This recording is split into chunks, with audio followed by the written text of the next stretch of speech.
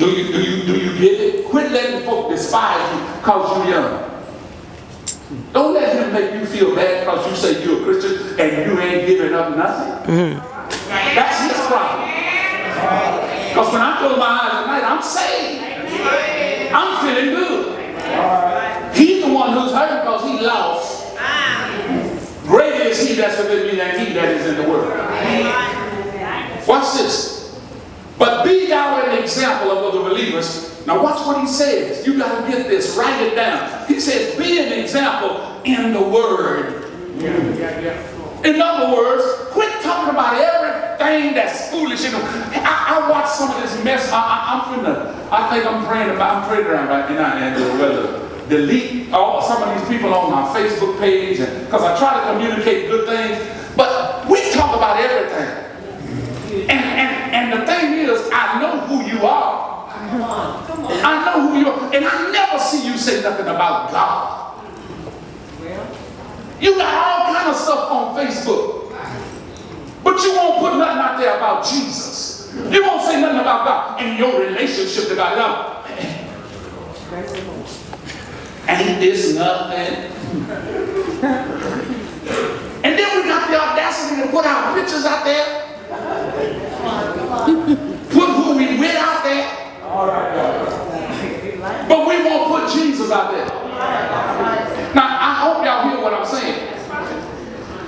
Young people, everybody, put something positive on Facebook. People love mess. But he says you ought to be an example in the Word. You ought to be able to talk about the Bible. You ought to be able to know the Bible. Some of us don't even know what Matthew is. And then some of us don't even, we got the phones now. I let you do that. But we won't even open it up to the Bible. Some of us don't even have the app on there and it's free. But we think it's okay to live like we want to. Word. In conversation.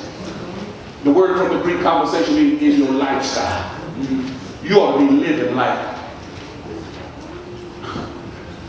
somebody you want to follow.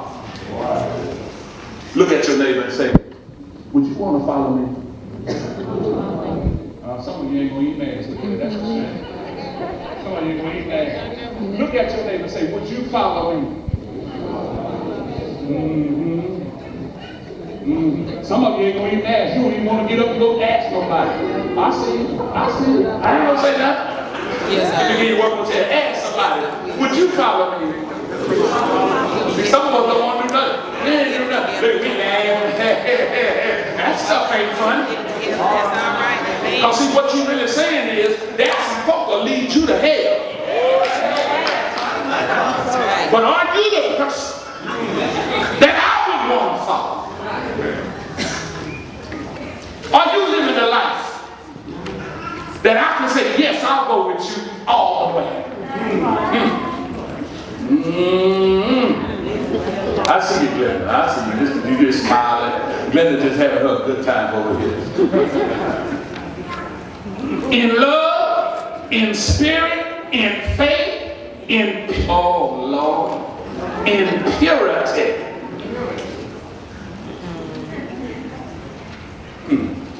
Is your heart pure?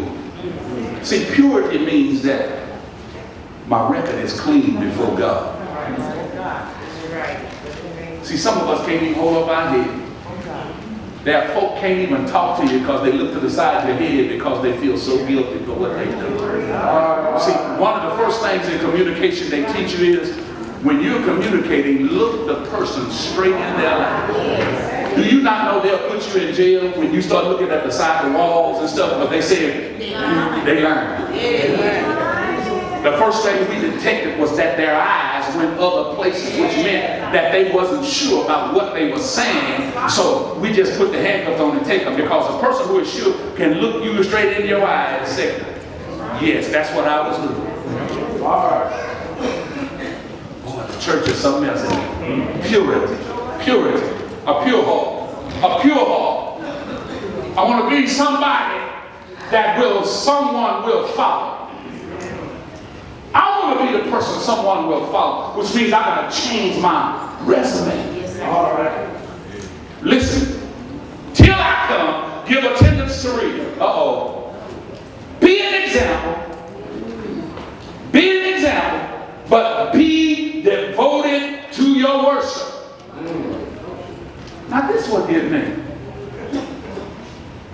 Paul tells this young man, be devoted to worship. Now y'all listen, I'm going to apologize before I say it. Will y'all forgive me? Yeah. I didn't hear but 3 people. Will y'all forgive me? Yeah. Because I'm getting ready to tell you something and share something with you that you really need to grab hold of. He says, be devoted to your worship. How many of you really believe you're devoted to worship? When I come to church once or twice a month. I'm talking about folk who are consistent now. I ain't asking you to raise your hand because we don't put nobody on the spot. Isn't it amazing how what he was really telling them was, you got to be an example to other folks so they can understand why it's so important to be devoted to worship. Right. Because people got all kind of excuses. People will tell you, I ain't going to church today. I'm just tired. Yeah. But they need to see somebody who is tired. Right. And say, I'm going anyway because this is my example.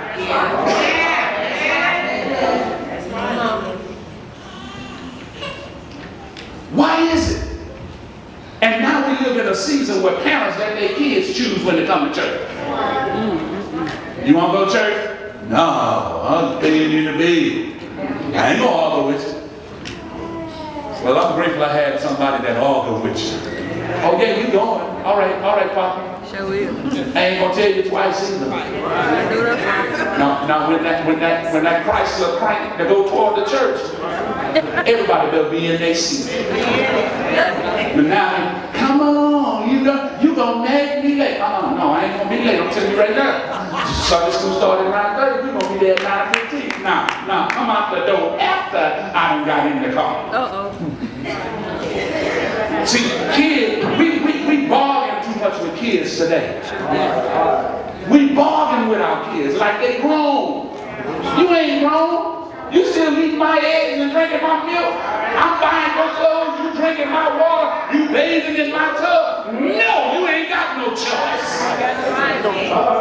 I got homework, so I need. You ain't got nothing. You better do your homework when you come back, because we go and worship. We are going to worship. But it's frightening. I just want you to look around. Will you just take a look around? Look around. Just look around. Just look around. Look down your feet. Look how many spots are available. You know what? If everybody came to church that's supposed to be here, there would be no sitting room.